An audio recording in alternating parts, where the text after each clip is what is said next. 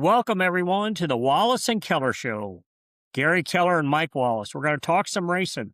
We're going to talk some stuff. There's a lot going on this weekend, not just in the race world, but in the whole country right now. And Gary, let's get to these races, though, man. We've had some packed 3 Atlanta races with incredible finishes on every one of them.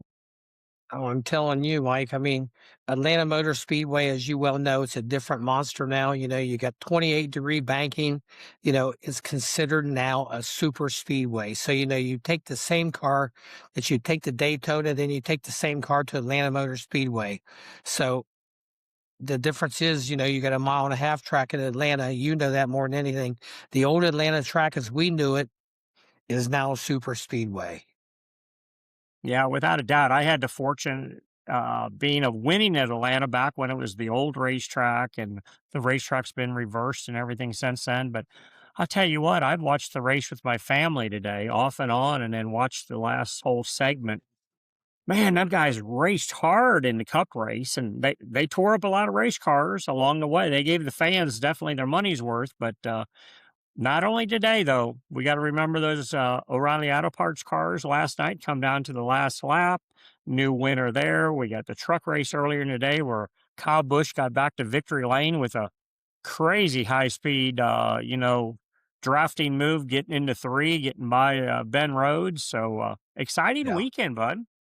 Telling you, good for Kyle Busch. I mean, of course, he's driving for Rick Hendrick. As we both know, he's got a super piece.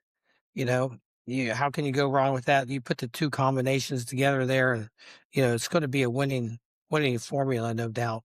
Atlanta Motor Speedway is now a 28-degree banking versus what when you won it was probably about a 15-degree banking.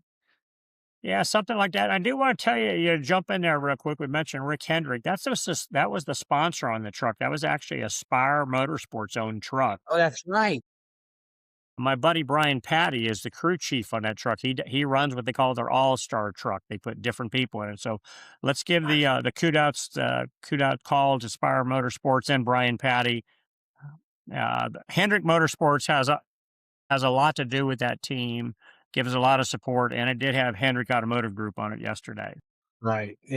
But like you said, I mean, three great races. Um, and it was good to see NASCAR's ratings last week at Daytona. They were up 11% over their viewership from last year. That was good to see. I don't know how it looked like there were some empty seats there today. Not much competition in the day, other than I want to talk about this real quick. The men's hockey team won the gold. How big is that? Yeah, that's huge, man. Yeah. Huge. It's not I only mean, the men's hockey team, the women's hockey team also won, So I had friends that all week uh, here in town and out of town that were just do not call them between 8 and 11 o'clock. That was the recap of the Olympics, prime right. time recaps. I'd call them for the heck of it just to aggravate them. They'd answer the phone, they'd hang up on me right away. But Yeah. very happy All right. for all the Olympians, especially the United States. We had Yeah. some great wins there, and I think that's so important. We actually forget about it. And wow, did curling take a big advancement in the motorsports world? Everybody's making funny jokes now and memes and commercials about in the race world curling. They're rolling tires and they're using push mops to brush with. So it's been fun. I've seen 3 or 4 of those materialize. Right. Right. Right. Well, I mean, we'll get into this later. We're gonna, as we said in our first segment, we're gonna talk about stuff. And not just NASCAR, not just about racing, but we're going to talk politics. That's one of our main venues that we want to cover through our podcast. I mean, we know that Donald Trump is a happy guy today, because of the Olympic gold, in both divisions. He made the suggestion that Canada become the 51st state. I can see how the people in Canada would be very offensive to that. It's pretty obvious down here in Daytona. The people down here are probably light about 10 to maybe 15%, and most of those people are Canadians. They just are pissed off at Donald Trump for the way he handled this. We all know, and we both know that Donald Trump is very brash. He could have handled this very differently, and it's possibly there's listen, I believe, as I think you do too, there's strength in numbers, Mike. Okay. The US and Canada together, united as one, would be a super magnificent force. It's just Donald Trump messed this up with the way he proposed it. What do you think? Well, I'll tell you what, I'm gonna be honest with this. I don't really know enough of the details of how and who messed what up or what's really messed up. What I do know, the world is changing a lot. Here we had what we consider that could have been a somewhat of another assassination attempt on Donald Trump, even though he wasn't on the grounds at Mar-a-Lago.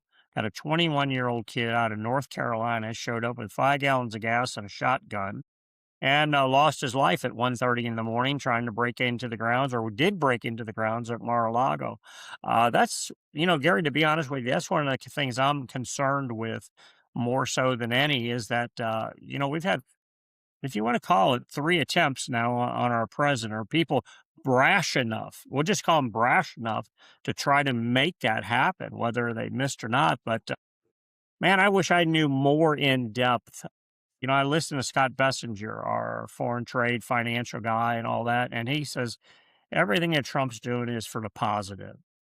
We had a little argument with the Supreme Court whether the tariffs were right, and they instantly had another plan in place to bypass everything they said wasn't right and use another code and everything. And now we just got a 10% higher global tariff tax. All Yeah. we can do, I don't think you and I can argue enough about the success he's had. We do all agree that it's done in a different way than most presidents do it. There is no polish to it. It's right to the point. Look, we can call it brash, we can call it egotistical, but things are getting done. Uh, Yes.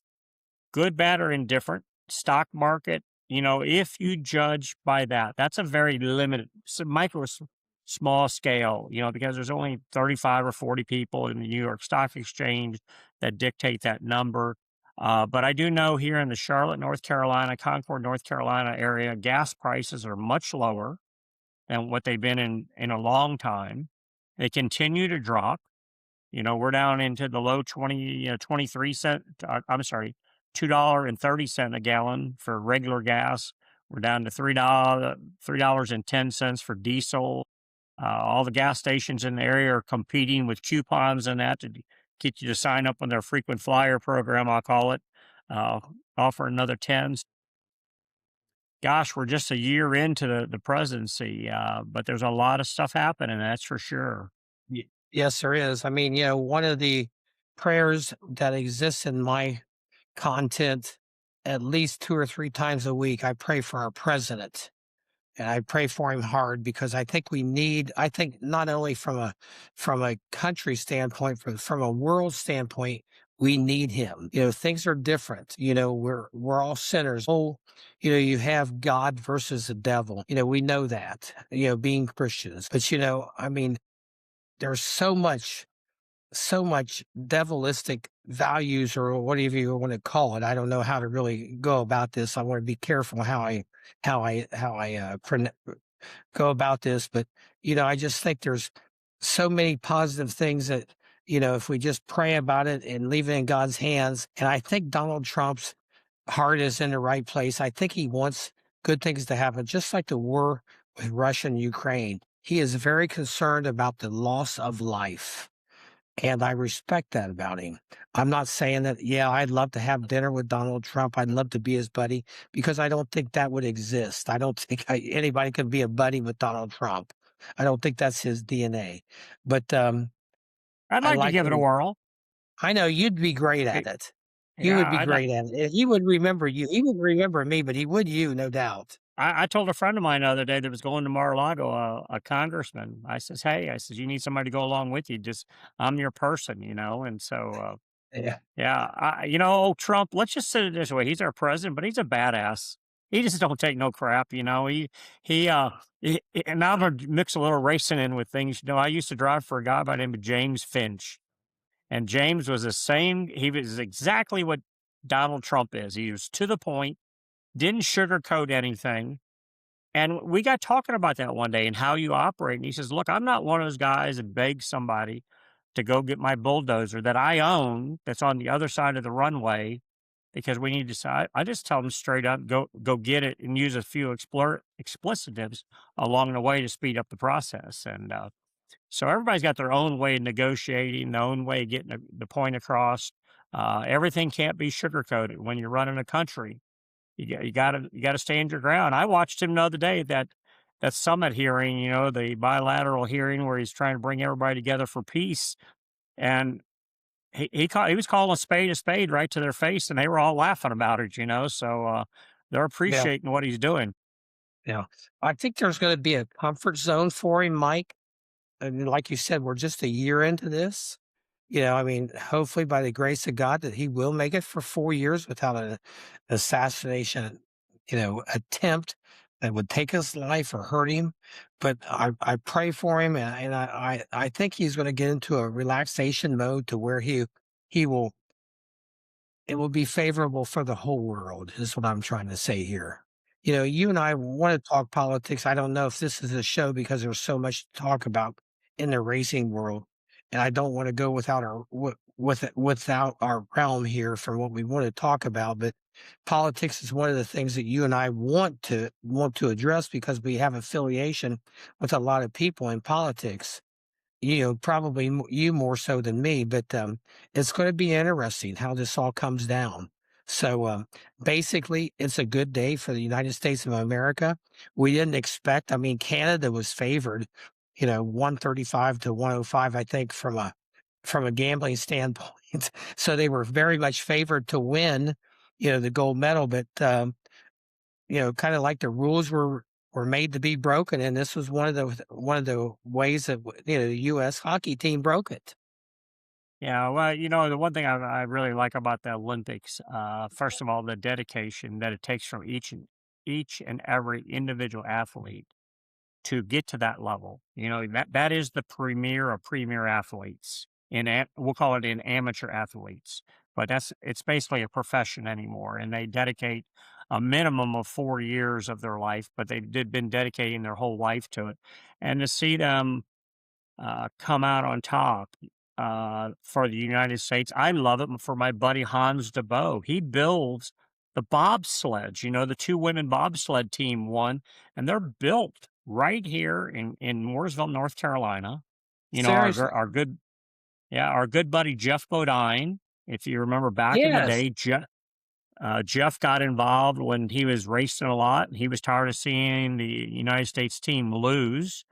Him and his a couple designers got together and they called it the Bodine sled, and Hans built the bodies out of carbon fiber. So we as a racing organization and a friendship, I'm buddies with Hans, have a nucleus. We won. We won the bobsled, the women's bobsled. I don't know how the guys finished up, but we can go right up here to Mooresville and there's U.S. bobsleds hanging on the wall up here. That's right. Jeff is a good acquaintance of mine. I had him on my radio show here in Ponce Inlet, at North Turn. But you're right. I forgot about that, affiliation with the bobsled, and he was huge into that at one point in time. I don't know how much And he it, still has to do with it. Yeah, I think his presence is still predominant. I'm not saying he's directly involved in it, but he got the ball rolling. He got a better engineering staff. He got financial support to the organization. He got people believing that the U.S. could win, and they were winning. And, sometimes I don't keep up with things like I should, but I am going to take a shout out to Jeff Bodine. I raced with him, against him. And since we're talking about the U.S. Olympics, closing ceremonies for the Olympics are tonight. And Jeff, kudos to you, buddy. You did a great job in regards to helping revive that whole bobsled organization. The girls won, and I know the guys were second and third the last time I noticed, and there was still another round to go. So Yeah. exciting things Yeah. happening in the world today, Gary. I'll tell you, yeah, it's great. Let's get back to automobile racing. I mean, the races in Atlanta were fantastic this weekend. Where does it go from here, Mike? Well, if you talk about where does it go, we'll do the silly simple answer. Well, heck, we're going to Austin next week, Gary. We're going road course racing. But Yeah. what I hope we're seeing, to be very honest with you, and it's because I've known him since he's played for the Chicago Bulls. Not well, but I've known him and we talk and communicate. I am really happy for the Michael Jordan organization, even though, Denny Hamlin has a lot to do with that. Michael is the front of it. He took a beating from a lot of people last year during that lawsuit situation. And I'm not going to get on that. That's over. That's done. But here his team comes out with the same driver, literally with the right front fenders totally knocked off a Reddick's car. It's Can gone. you It's not believe even that? there. You Gone. know, That Go- right fender was gone. I saw it yeah, fly in the air about 45, 50 feet. And I yeah. think that was the ninth caution. And Amazing. uh, and here he wins the race, and I'm really proud of him. I don't know Tyler well. My brother Kenny does. Believe Tyler used to be just a little dirt racer. I've seen some excerpts this week where he won his first dirt race, and he goes, "Well, sometime in the future, I think we're going to be an asphalt racer too." Yeah. So he won the Yeah. Daytona 500, He's backed it up and won at Atlanta, and he'll be a contender next week. Believe it or not, yeah, Van Ginsburg will still mop their butt if nothing breaks on his car. He sure. ran good today. He's the only guy that ran through the infield 3 times and still was running good at the end. 97. Right. But Kenny he bumped hard at Volusia County Speedway. Reddick, correct? Am I right on I that? really, Several yeah, I times? don't know. I don't know. I just know that Kenny really likes him a lot. And so, Yeah. you can only take people's opinion when you personally don't know them. And Yeah. I would love to know and meet everyone just to give my own opinion. I do know that as we were emphasizing about Michael Jordan, Michael Jordan's has been extremely nice to me every time I've ever met him back from when I met him, his brother Larry Jordan introduced us to him when he played for the Chicago Bulls, had us sitting courtside. We went back in the locker room. Man, does that guy have a hand on him? It like I'm engulfs telling you. my hand. It's crazy. But I talked to him at Darlington last year. I talked to him at Atlanta, Charlotte in October, just as nice as can be. And he took a lot of abuse from the media, different members of the media, thinking that he was going to come in and do something that wasn't good for NASCAR, only to find out it's helping NASCAR, it's helping everybody, and his car wins the first 2 races out of the year. End of story. Story's over with. The Cinderella story is beautiful. Yeah, most deserving so. Mike, one thing I've known about you is you know no strangers. If there's Well, somebody around to be known, you get there and you get to meet them and, they want to have dialogue with you. I've seen it. I've experienced it.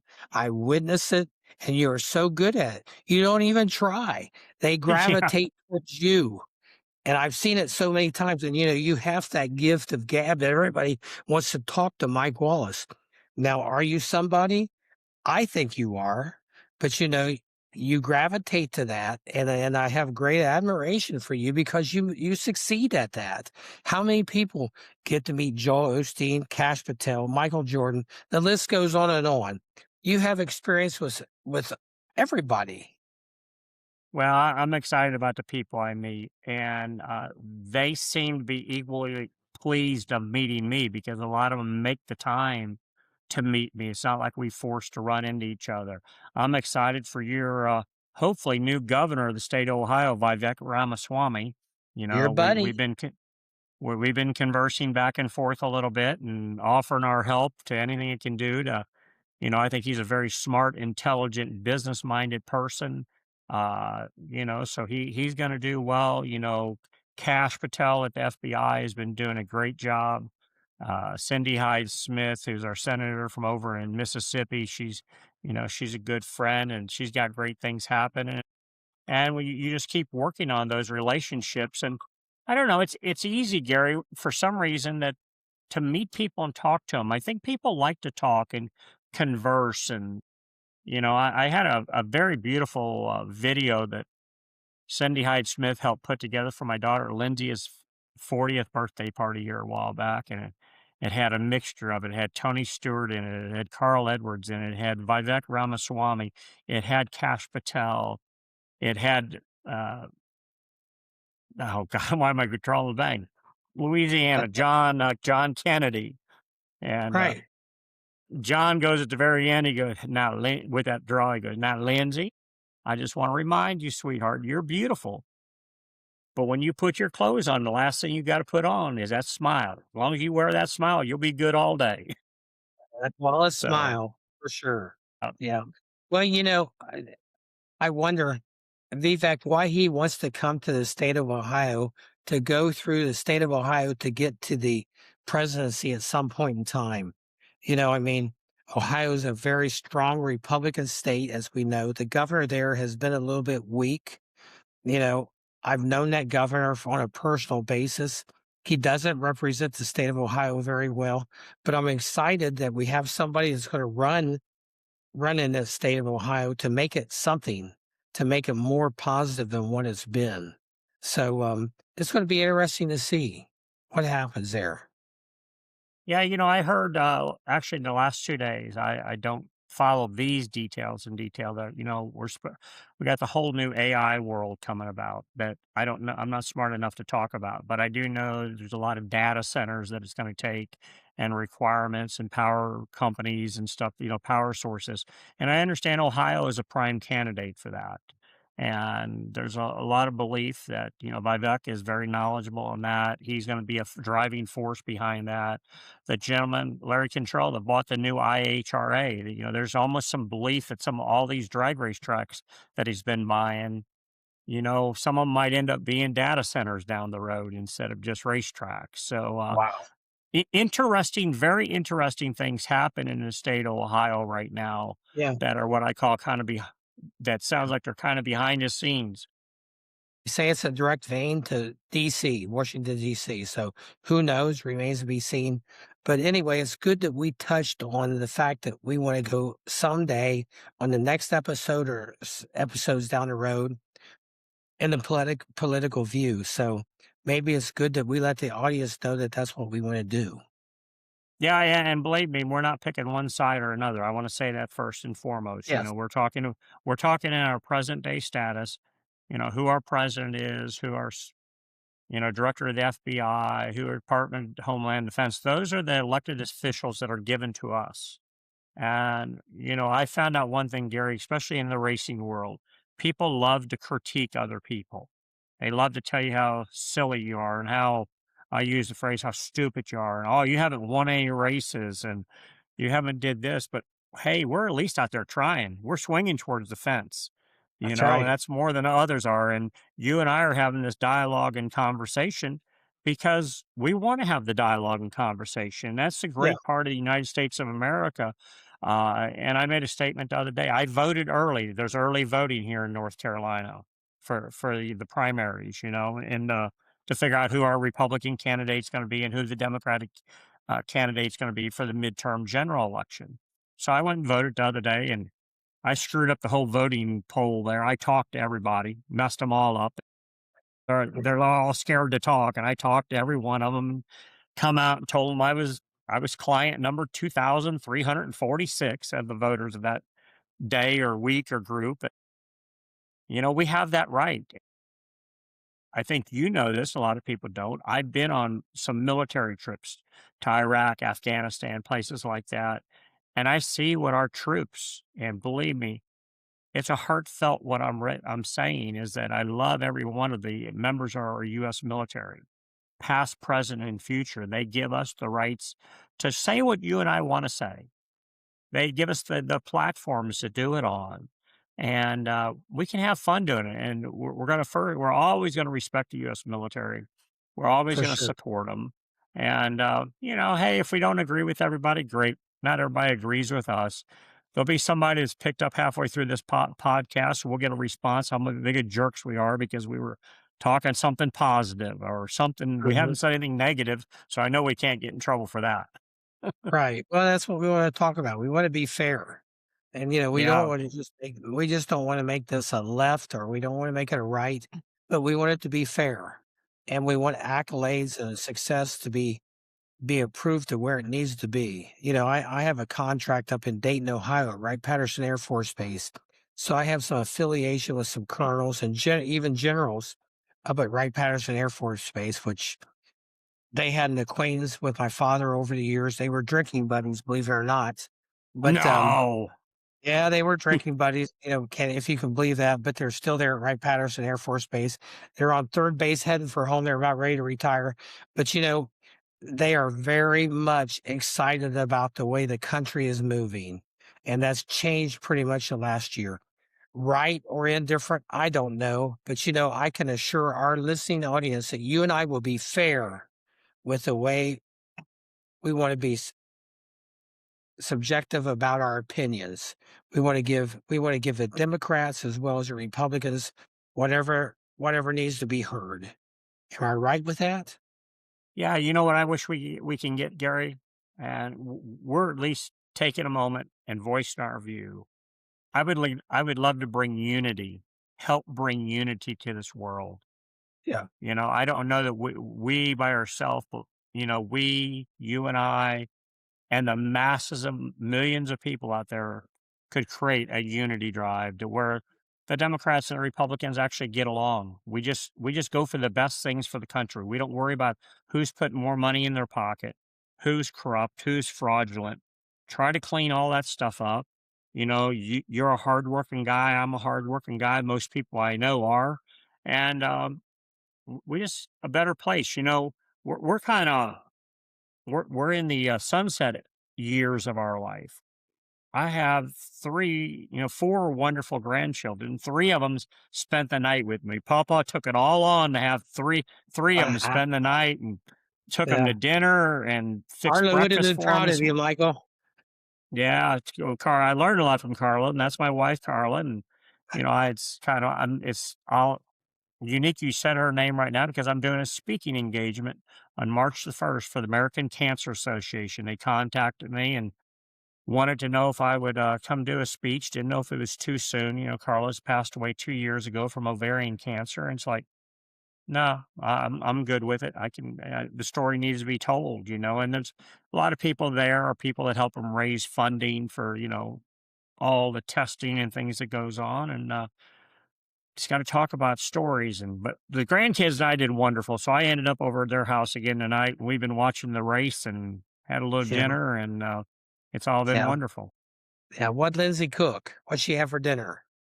Well, we had a incredible pasta dinner, chicken parmesan and things like that. But as she says, "Dad, I didn't cook it. I ordered out and it got delivered." So, That's okay.